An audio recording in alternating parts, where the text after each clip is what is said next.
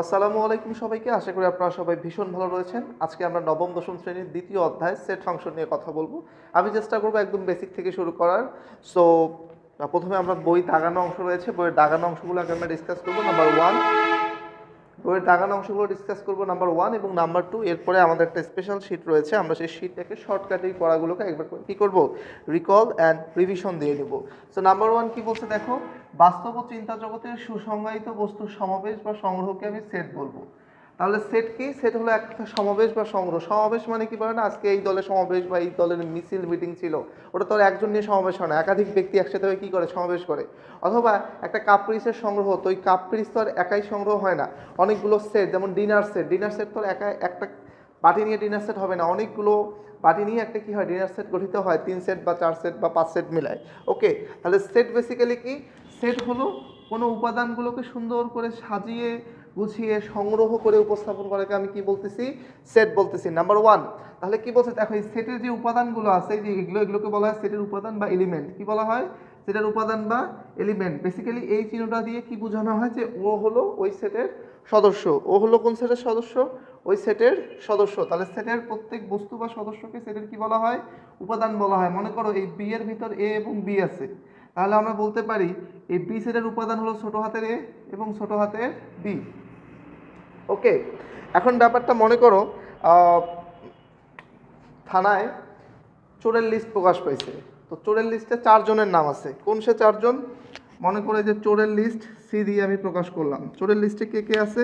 চোরের লিস্টে আছে 1 নাম্বার, 2 নাম্বার, 3 নাম্বার এবং 4 নাম্বার। ওই যে জন হয়ে যাবে ডন, ওর 1 নাম্বার, 2 নাম্বার, 3 নাম্বার, 4 নাম্বার যে চালাপালা আছে, ওরা সবগুলো কি চোরের লিস্টে আছে। তাহলে আমি কি বলবো, এই যে 4 এলিমেন্টস অফ কি হবে দেখো, এই যে বি এলিমেন্টস অফ বি, আমি লিখবো 1, মানে 1 নাম্বার যে নাম সে কি চোরের লিস্টে আছে।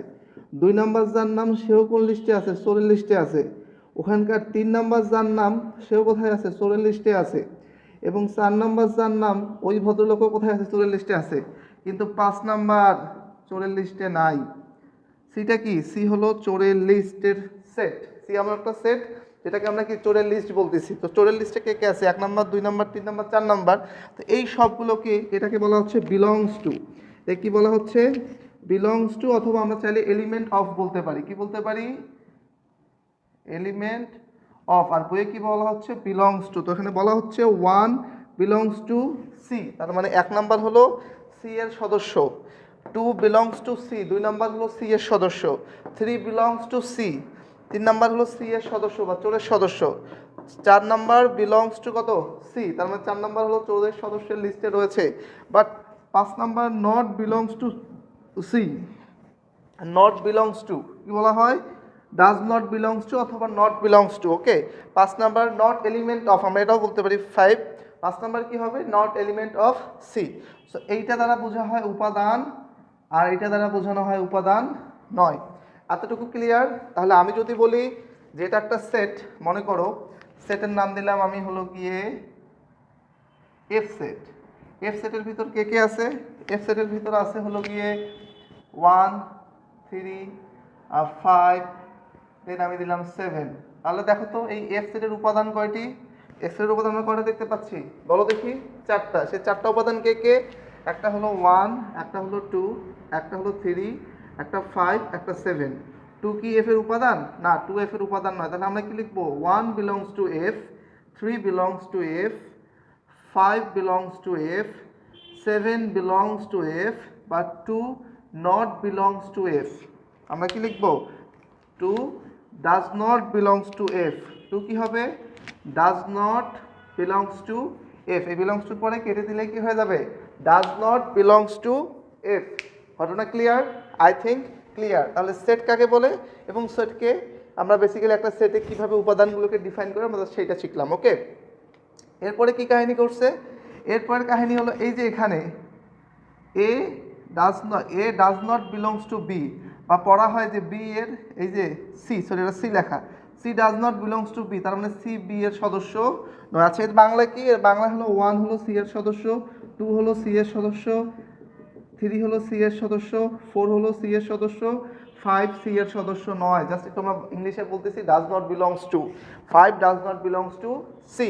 আবার এখানে 1 belongs to F, 3 belongs to F, 5 belongs to F, 7 belongs to F, but 2 does not belongs to F. 2 কি হয়েছে আমার F এর সদস্যের মধ্যে পড়ে নাই। F কারা? যারা পরীক্ষায় ফেল করিয়াছে, যারা পরীক্ষায় কি করছে, ফেল করছে। শয়তানের দিক থেকে যে 1 নাম্বার 3 নাম্বার 5 নাম্বার আর 7 নাম্বার ওই আল্লাহর বান্দাগুলো পরীক্ষায় ফেল করিয়াছে শয়তানের দিক থেকে।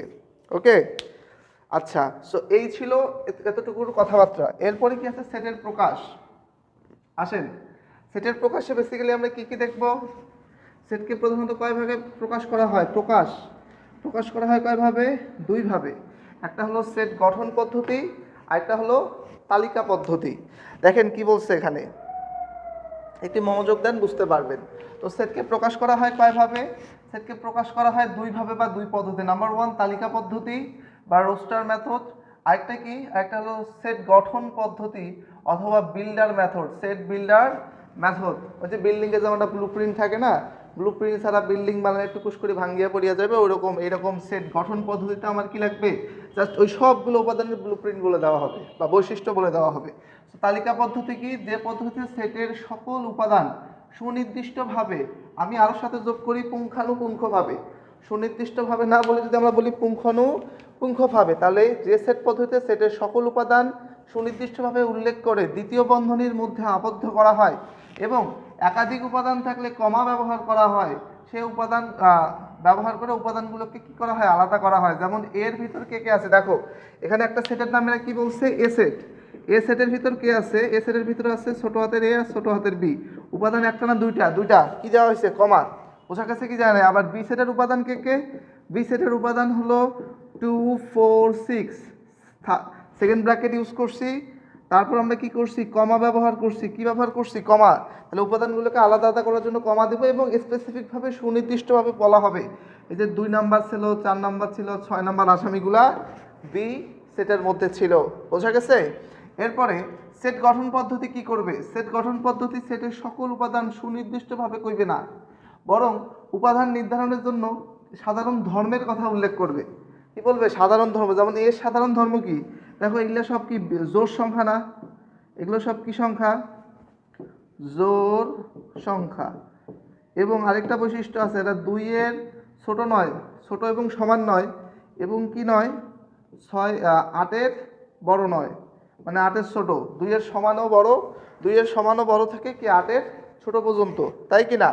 আচ্ছা, এখন এই সেট গঠন পদ্ধতি লেখার সময় অনেকের হাউকাউ লাগে, আমরা একটু সেটাকে বোঝার চেষ্টা করবো আমরা এটাকে কীভাবে লিখবো। দেখো মনে করে এই যে আমার উদাহরণে একে যেটা বলছে, একটু তাকাও, বলছে এখানে আচ্ছা আমি কি শেষ করলাম, শেষ করি নাই, উদাহরণের উল্লেখ থাকে। তো সেটের উপাদান নির্ধারণের জন্য শর্ত বা নিয়ম দেওয়া থাকে, একটা শর্ত বা যে নিয়ম দেওয়া থাকে সেজন্য একে বলা হয় রুলার মেথড, বলে আমার লাগবে না। আচ্ছা এই যে দেখেন কি বলছে, এটা উদাহরণ 1, এ সেটের নাম আমাকে বলে দিছে না।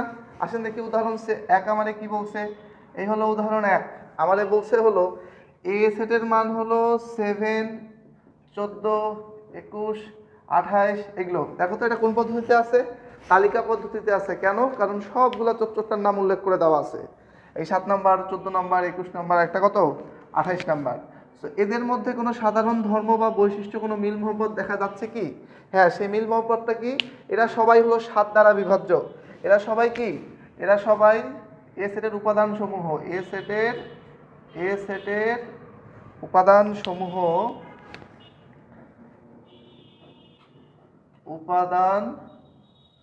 এ সেটের উপাদান সমূহ কি হবে, 7 দ্বারা বিভাজ্য, তাই না। দেখেন তো সবাই 7 দ্বারা নিঃশ্বাসে বিভাজ্য না, 7 দ্বারা বিভাজ্য, এটা বলা যাবে কি যাবে না, অবশ্যই বলা যাবে। এরপরে কি, অর্থাৎ এরা সবাই 7 গুণিতক যা 28 কি নয়, বড় নয়, অর্থাৎ এরা কি, এরা হলো 7 এখানে লিখবো যে এরা হলো 7 গুণিতক।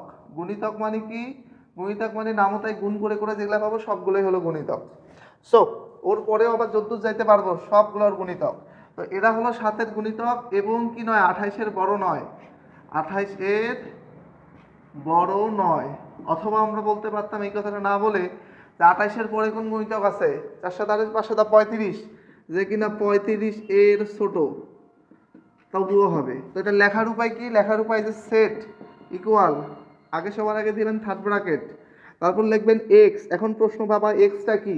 এক্সটা হলো এ এর কাল্পনিক উপাদান সংখ্যা, x1 x2, হ্যাঁ, x3, এগুলোকে আমরা কি করতেছি এর কাল্পনিক উপাদান হিসাবে ধরে নিচ্ছি। বোঝা গেছে? So x element of x, x such that x, sorry এটার নাম কি সাজ দ্যাট, সাজ দ্যাট মানে এক্স যেন এক্স, মানে এক্স ওই রকম এক্সগুলাই হবে, সংখ্যা ওই রকম সংখ্যাগুলাই হবে। কোন সংখ্যাগুলো হবে? যারা কি হবে, যারা 7 গুণিতক, এই যে দেখেন কি হবে 7 গুণিতক। এরপরে ধর্মগুলো লিখবো যে 7 বা 7 গুণিতক, 7 কি গুণিতক। এখন প্রশ্ন বাবা 7 তো মেলা গুণিতক আছে, 7 তো 7 গুণিতক, এখানে কি 70 আছে? নাই। আবার 7 নং কত? 63 তো 7 গুণিতক। এখন আমি কি 63 এখানে লিখবো? লিখবো না। লিমিট কোথায় ক্লোজ হয়েছে? যে 28 ছোট, তাহলে আমি লিখবো এক্স, এই যে লেস দেন ইকুয়াল 28, মানে 28 ছোট নয়, মানে 28 বড় নয়।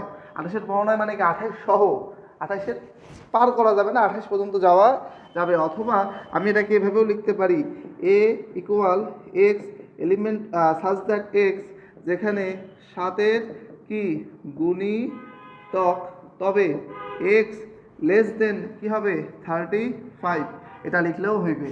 দেখেন এর কিন্তু উপাদান সংখ্যা অনেক হইতে পারে, তবে সেই উপাদানগুলোর মধ্যে আমরা কি ইউজ করতেছি না, কমা ইউজ করতেছি না, বরং আমরা কি ইউজ করতেছি, তাদের সাধারণ ধর্ম এবং সাধারণ লিমিট বা সাধারণ বৈশিষ্ট্য, এগুলোকে আমরা তুলে ধরে আমরা কি করব, সেট গঠনকে তালিকা পদ্ধতিকে সেট গঠন করতে পারবো, আবার সেট গঠনকে কি করতে পারবো, তালিকা পদ্ধতি করতে পারবো।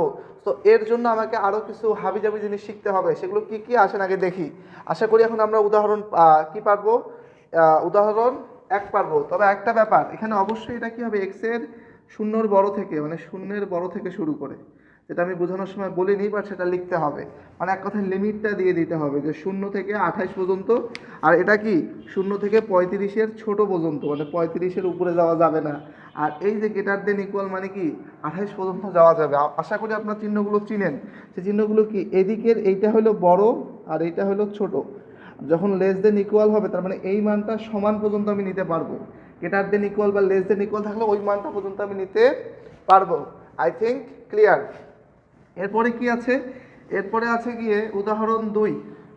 ওকে, উদাহরণ 2 আমার কি বলছে, আচ্ছা যাই উদাহরণ 2-এও যাবো, বাট তার আগে দেখি। আচ্ছা, এটার নাম কি উদাহরণ 2, তাই তো? উদাহরণ 2 আমার কি বলছে, তাকাও। উদাহরণ 2, আচ্ছা উদাহরণ 2 আমার কি বলছে, বলছে বি, অ্যান্সার তো দেখা যাবে না করে, এই যে B x such that x, 28-এর গুণনীয়ক। 28-এর গুণনীয়ক কি আনলিমিটেড না লিমিটেড? আগে হিসাব করে দেখি।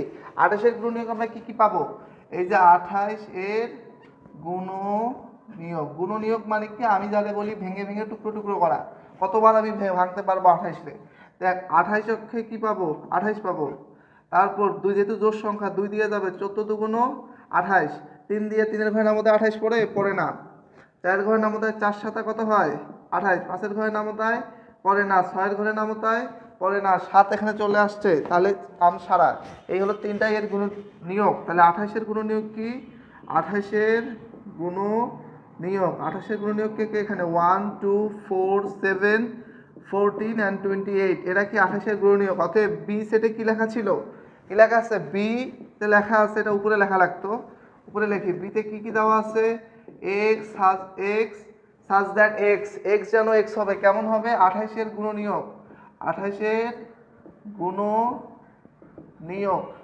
এক লাইনে বলছে না, ওকে। তাহলে আমরা কি লিখবো, অতএব 28-এর গুণনীয়ক হলে এলো, অতএব আমি লিখবো বি সেট সমান সমান কি হবে 1 2 4 7 14 and 28। এই হলো আমার কার মান, বি এর মান।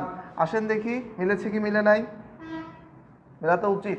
কি বলছে দেখেন, B set X such that X, হ্যাঁ 28-এর গুণনীয়ক, এরা 28-এর গুণনীয়ক গুণ করে করে দেখাইছে কে কে হইতে পারে। তারপর লাগছে গুণনীয়কগুলো 1 2 4 7 14 28, এরপর টুকুস করে কি করছে, তালিকা পদ্ধতিতে প্রকাশ করিয়া দিয়েছে। এখন উদাহরণ 3 একটু আমি পরে আসতে চাচ্ছি, তার আগে কিছু কথা, সেগুলো হলো এই যে এখানকার জিনিসগুলোকে একবার আমরা দেখি। সেটা কি, সসীম সেট কি আর অসীম সেট কি। সসীম অসীম একটা হলো ফাঁকা সেট, সসীম সেট অসীম সেট একটা ফাঁকা সেট। এই তিনটেই ভাগ করা হয়েছে উপাদানের উপর ভিত্তি করে। কিসের উপর ভিত্তি করে? উপাদান। তাহলে সেটকে উপাদানের উপর ভিত্তি করে কয় ভাগে ভাগ করছে এরা? 3 ভাগে। সেগুলো কি? সসীম, সসীম, আরেকটা কি? অসীম, অসীম, আরেকটা হলো ফাঁকা। এই সবগুলোই সেটের নাম। মানে সসীম সেট, ট ট বানান ভুল করা যাবে না, অসীম সেট, আরেকটা হলো ফাঁকা সেট। তার মানে যে সেটের উপাদান সংখ্যা সসীম, মানে হাত দিয়ে গুনিয়া শেষ করা যাবে অথবা গণনা করা যাবে, সে সেটকে বলা হবে সসীম সেট। যে সেটের উপাদান সংখ্যা হাত দিয়ে গুনিয়া শেষ করা যাবে না তাকে বলা হবে অসীম সেট। আর ফাঁকা সেট কাকে বলে? যে সেটের কোনো উপাদানই নাই তাকে আমি কি বলবো? ফাঁকা সেট বলিয়া দিব। ফাঁকা সেটটা কি দ্বারা প্রকাশ করা হয়? এই যে ওরি দ্বারা প্রকাশ করা হয়। ওকে, আসেন দেখি কি বলছে। সসীম সেট, এই যে সসীম সেট, যে সেটের উপাদান সংখ্যা গণনা করে নির্ণয় করা যায় তাকে বলা হয় সসীম সেট। কিছু সসীম সেট আপনাকে মুখস্থ থাকতে হবে। সসীম না, এগুলো মুখস্থ করার দরকার নাই, এগুলো লাগবে না। এরপরে কি বলছে? অসীম সেট, যে সেটের উপাদান সংখ্যা, এটা কিন্তু সসীম সেট কারণ এখানে দুইটা উপাদান আছে। অসীম সেট কি? যে সেটের উপাদান সংখ্যা গণনা করে শেষ করা যায় না তাকে বলা হয় অসীম সেট। যেমন স্বাভাবিক সংখ্যার সেট হলো এন, যেখানে আপনি এন দেখবেন মাথায় রাখবেন এটা 1 থেকে শুরু হয়ে চলছে গাড়ি চিজিং বুট। আরেকটা কি? যেখানে বলবে কি পূর্ণ সংখ্যার সেট, পূর্ণ সংখ্যার সেট মানে কি? জেড। তো জেডটারে এমনি লেখা হয়, হ্যাঁ। তো পূর্ণ সংখ্যার সেটে আমরা কি নিব? পূর্ণ সংখ্যার সেটে থাকবে প্লাস মাইনাস, মানে মাইনাসের সব সংখ্যা শূন্য এবং প্লাসের সকল সংখ্যা। তার মানে কোথায়? -3, -2, -1, 0, 1, 2, 3 ডট ডট ডট চলছে, এভাবেই চলতে থাকবে। আর মূলদ সংখ্যার সেট, সেটা আমরা এক অধ্যায় থেকে শিখে আসবো মূলদ সংখ্যা কি। বাস্তব সংখ্যার ক্ষেত্রে কি দ্বারা প্রকাশ করা হয়? আর। বাস্তব সংখ্যাকে কি দ্বারা প্রকাশ করা হয়? আর দ্বারা প্রকাশ করা হয়। এই সবগুলো সেট কেমন সেট? অসীম সেট। তার মানে সবার যাদের শেষে কি থাকবে? ডট ডট ডট ডট থাকবে। দেখে আমরা বুঝবো যে এটা কি সেট? অসীম সেট। এরপরে কি আছে? এরপরে একটা ব্যাপার আছে, সেই ব্যাপারটা হলো, এটা অনেক টিচারই স্কিপ করে যায়, এটা একটু পরে আমি ফিরে আসছি। যে সকল স্বাভাবিক সংখ্যার সেট একটি কি সংখ্যা? কি সেট?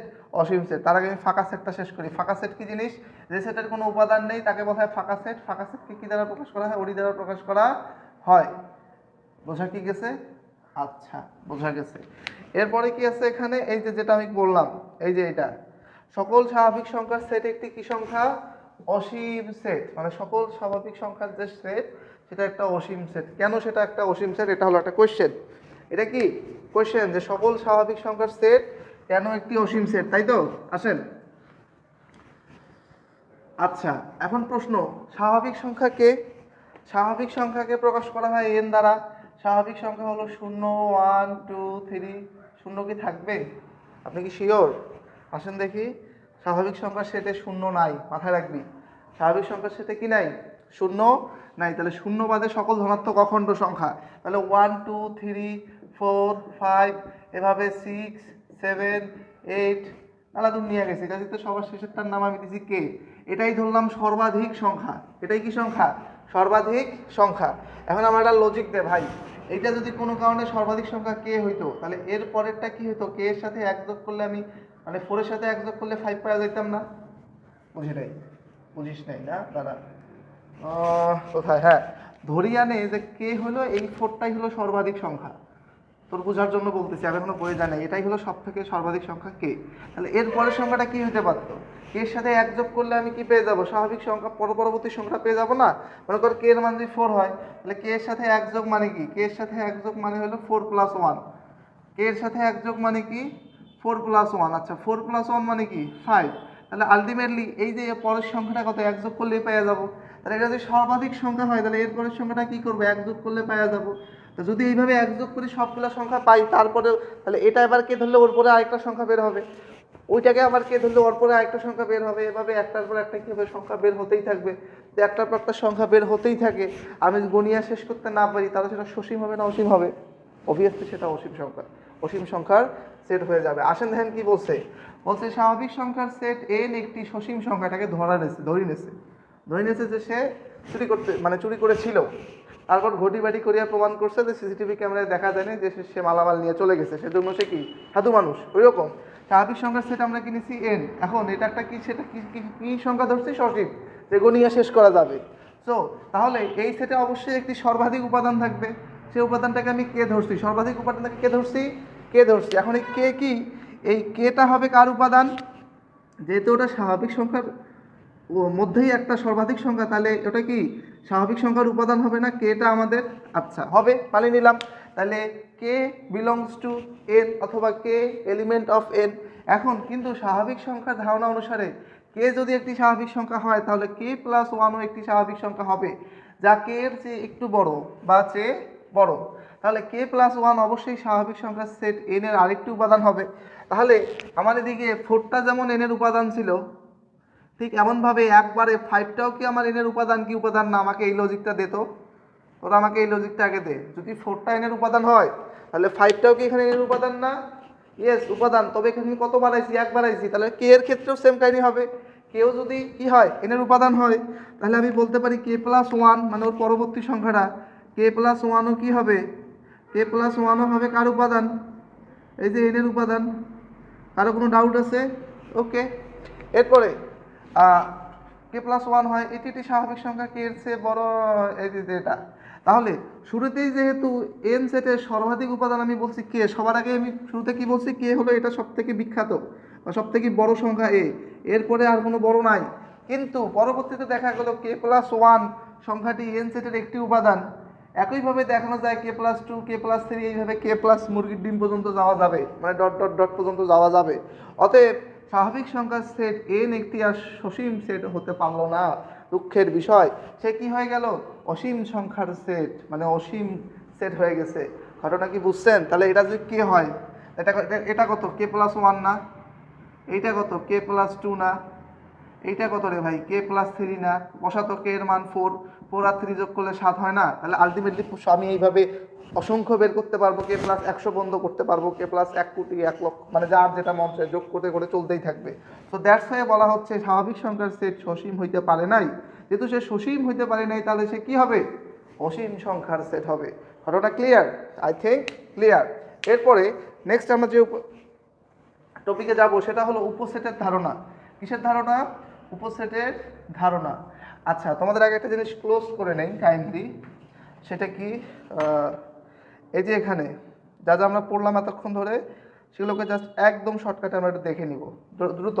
তো সেট প্রকাশের পদ্ধতি কি ছিল? তালিকা পদ্ধতি, সেট গ্রহণ পদ্ধতি। এদের বর্ণনা কি? সেট গ্রহণ পদ্ধতি দ্বিতীয় বন্ধনী দিয়ে আবদ্ধ রাখা হবে এবং সুনির্দিষ্টভাবে উল্লেখ করা হবে। একাধিক উপাদান থাকলে কমা ব্যবহার করে আলাদা করা হবে। এই যে বোঝা গেছে। এরপরে সেট গঠন পদ্ধতি সুনির্দিষ্টভাবে উল্লেখ করা হবে না, উপাদানগুলো সাধারণ ধর্মের মাধ্যমে প্রকাশ করা হবে। এই চিহ্নটাকে ইউজ করা হবে এরূপ যেন, সংক্ষেপে যেন, ইংলিশে বলে সাজ দ্যাট, যেটা আমি বলি আছি। এটাকে কি বলা হচ্ছে? এই যে এক্স সাজ দ্যাট এক্স স্বাভাবিক বিজোড় সংখ্যা। এই যে এক্সটা ওই রকম এক্স হবে যেই রকম এক্সে কি থাকবে? স্বাভাবিক বিজোড় সংখ্যা থাকবে। এরপরে কি আছে? এরপরে আমাদের এরপরে সার্বিক সেট, উপসেট, এগুলো আমরা দেখবো। এগুলো এখন আর টপিক নাই, সেগুলো আমরা দেখবো। ওকে। সো এরপরে আমরা পরের ভিডিওতে এটা আমরা ডিসকাস করছি। আসো। সো এই ছিল আজকের ক্লাস। দেখা হচ্ছে নেক্সট ভিডিওতে। সে পর্যন্ত সুস্থ থাকবেন, সুন্দর থাকবেন। আল্লাহ হাফেজ।